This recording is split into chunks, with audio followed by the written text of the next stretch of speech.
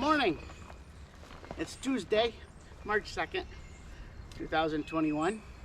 I'm back to read you a Dr. Seuss book on his birthday. He was born in 1904, so March 2nd, of course. This book was written in 1947, McElligot's Pool. I was picking it because of the background here. I thought it might be kind of cool.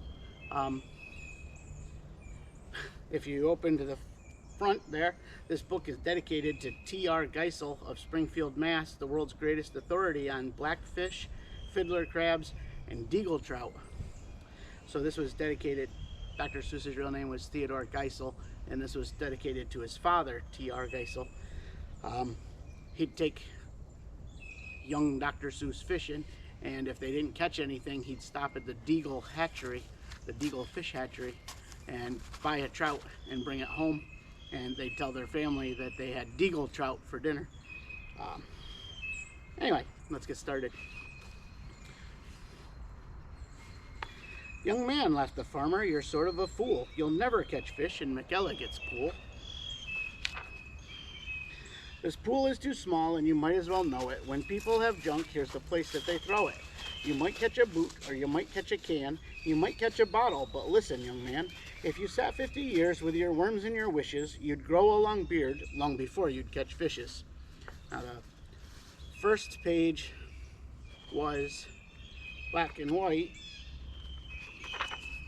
The second page is in color, and that'll be repeated throughout.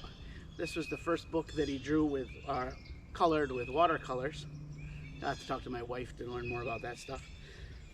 So Random House published it half black and white, half in his watercolors. Answered Marco, and maybe you're right. I've been here 3 hours without one single bite. There might be no fish, but again, well, there might. Because you never can tell what goes on down below. This pool might be bigger than you or I know. Also, this is Marco from And to Think I Saw It All on Mulberry Street. Marco comes back.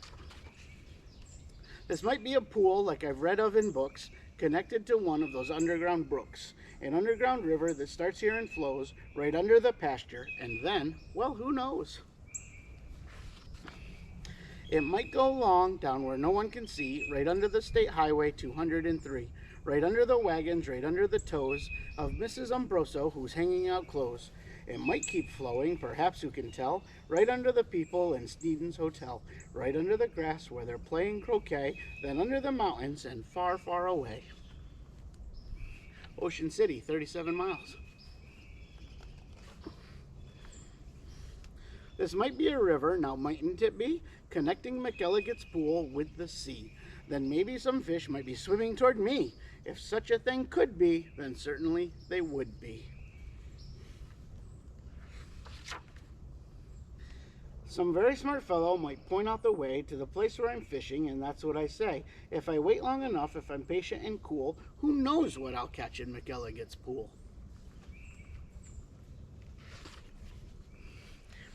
I might catch a thin fish, I might catch a stout fish, I might catch a short, or a long drawn out fish. Any kind, any shape, any color or size, I might catch some fish that would open your eyes. I won't be surprised if a dogfish appears, complete with a collar and long floppy ears, woofing along, and perhaps he might chase a whole lot of catfish right straight to this place.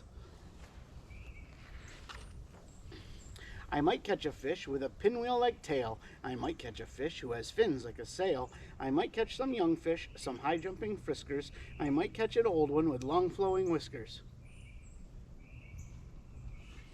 I might catch a fish with a long curly nose. I might catch a fish like a rooster that crows. I might catch a fish with a checkerboard belly, or even a fish made of strawberry jelly. I might catch a seahorse. Now mightn't I now? I might catch a fish who is partly a cow. Some fish with the tropics all sunburn, some fish from the tropics all sunburned and hot might decide to swim up. Well, might they? Might they not? Racing up north for a chance to get cool, full steam ahead for McElligot's pool.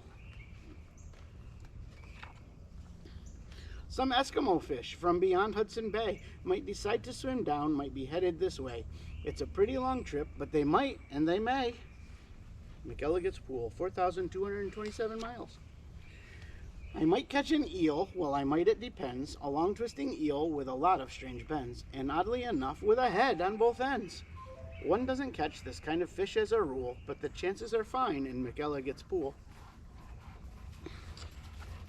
I might catch a fish with a terrible grouch, or an Australian fish with a kangaroo's pouch. Well, hello, Bernie. Hi.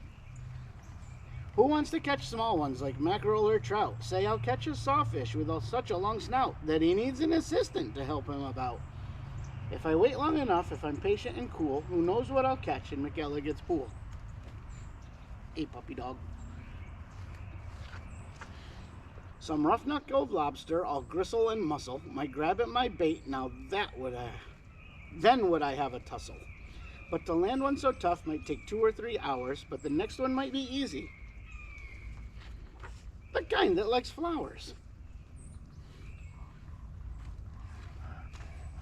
I might catch some sort of fast-moving bloke who zips through the waves with an overarm stroke. I might and I may, and that's really no joke. A fish even faster, a fish if you please, who slides down the sides of strange islands on skis. He might ski on over and pay me a visit. That's not impossible, really, now is it? Some circus fish, fish from an acrobat school, might stage a big show in McElligot's Pool. Or I might catch a fish from a stranger place yet, from the world's highest river in far off Tibet, where the falls are so steep that it's dangerous to ride them, so the fish put up chutes and they float down beside them. From the world's deepest ocean, from way down below, from down in the mud where the deep divers go, from down in the mire and the muck and the murk, I might catch some fish who are all going, lark. That's right. Whales! I'll catch whales! Yes, a whole herd of whales, all spouting their spouts and all thrashing their tails. I'll catch 50 whales, then I'll stop for the day, 'cause there's nothing that's bigger than whales, so they say. Still, of course, it might be that there is something bigger, some sort of a kind of a thingamajigger, a fish that's so big, if you know what I mean, that he makes a whale look like a tiny sardine. Oh, the sea is full of a number of fish. If a fellow is patient, he might get his wish. And that's why I think that I'm not such a fool when I sit here and fish in McElligot's Pool.